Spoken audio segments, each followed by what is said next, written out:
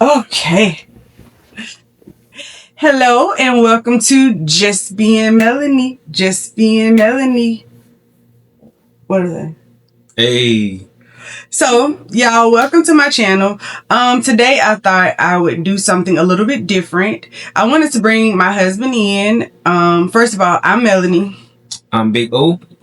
And I wanted to talk about perimenopause and the effects that it has on your marriage or on your relationship. Just from our perspective, we are not medical professionals by no means, but this is just us sharing our journey with me in perimenopause. So, this video is in partnership with Midi Health. For those that don't know, I'm 45 years old. I had a hysterectomy last year at 44 due to fibroids. I went into perimenopause. I did not know what perimenopause was. I just knew that something was wrong with me. I wasn't myself, and I can maybe let Big O expand on like what did you see in me after the hysterectomy? Well, some of the main things after hysterectomy I saw are you kind of isolating yourself a lot more. Definitely less patient. Want to be alone.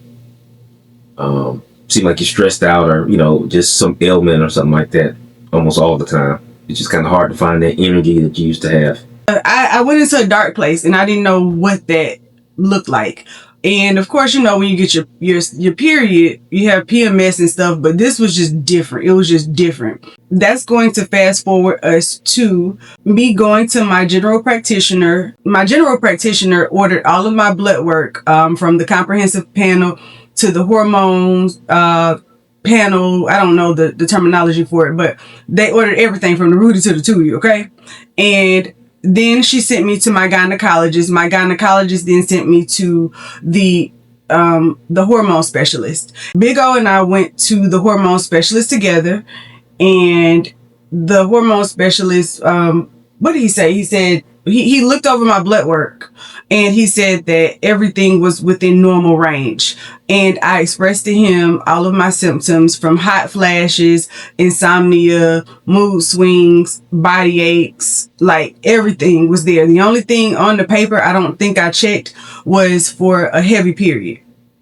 And that's because I don't have a period because I had a hysterectomy.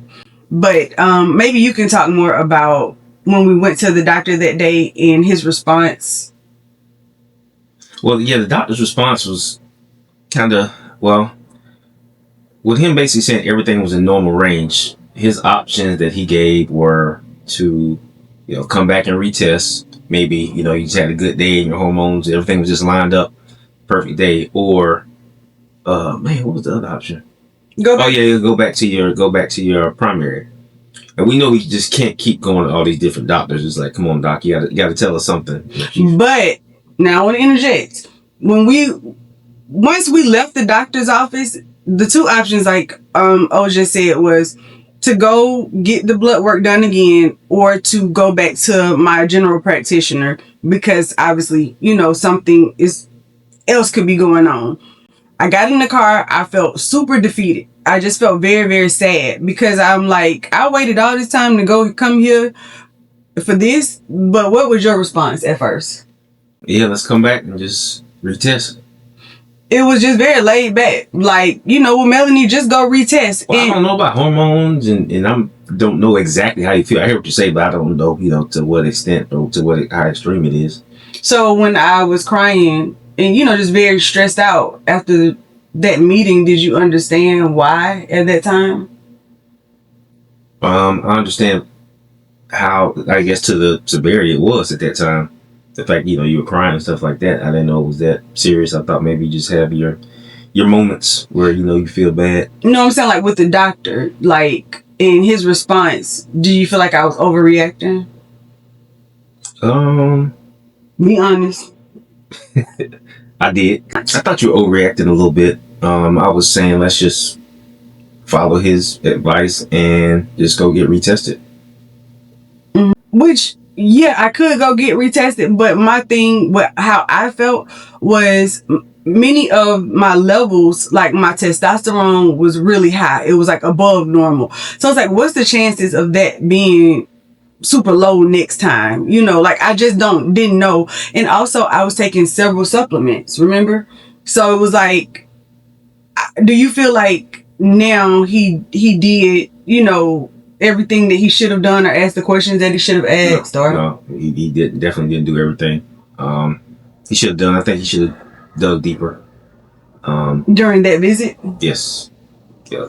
Definitely should have dug deeper to try to figure out, a little more about the results. Like, based on what you're taking, based on your symptoms, like maybe why is the testosterone high, or why is this? Yeah, it's within range, but why is it low? Why is it high? Just dig a little deeper, find out what's going on.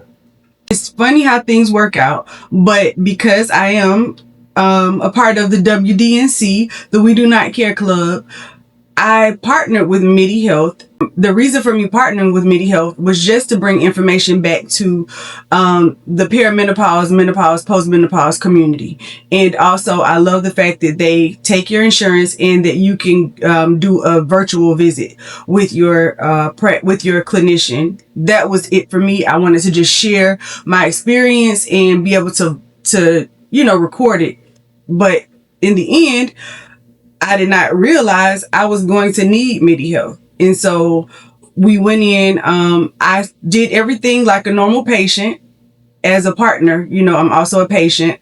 I log on with my clinician. She actually has my blood work, the same blood work that the hormone specialist had. I didn't know what to expect. But then I remember telling the clinician, I went to my hormone specialist, but he said that my labs were within normal range. And what was I about to say? I got brain fog.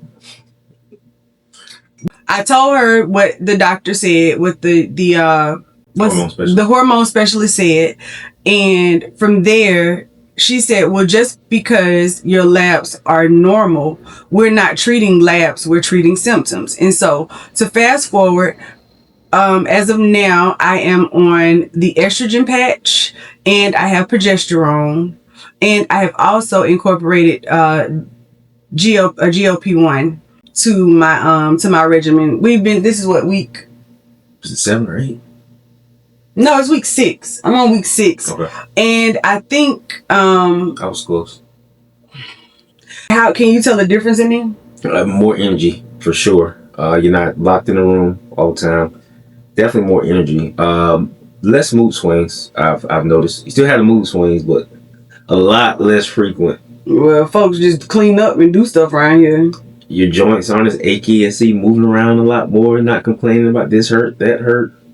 So throughout this process, how did it make you feel, like from the time I had the hysterectomy to today? After joining Midi, getting the help that you needed, and the hormone patch and the additional supplements, I think you feel a lot better, which makes me feel a lot better. Takes a lot of pressure off, takes a lot of stress off of everybody, I think, because you feel better. We know you're in better spirits, better mood, moving around more energetic, back to the normal Melanie that I know. Throughout this whole process, what have you learned? I learned that perimenopause is definitely a game changer. Literally, and I hear it from other women now after, watching and reading comments after your videos. I didn't know it was that deep. Us men, we don't really have, I don't want to say mood swings like that, but we don't have extreme hormonal changes like you guys do. And we all said, man, like, what is wrong with her? Now we see it's like literally every woman goes through it. So kind of open our eyes to that, which leads me to be more empathetic, more understanding, more patient. So and I guess how do you feel about the dry coochie? You don't have that problem.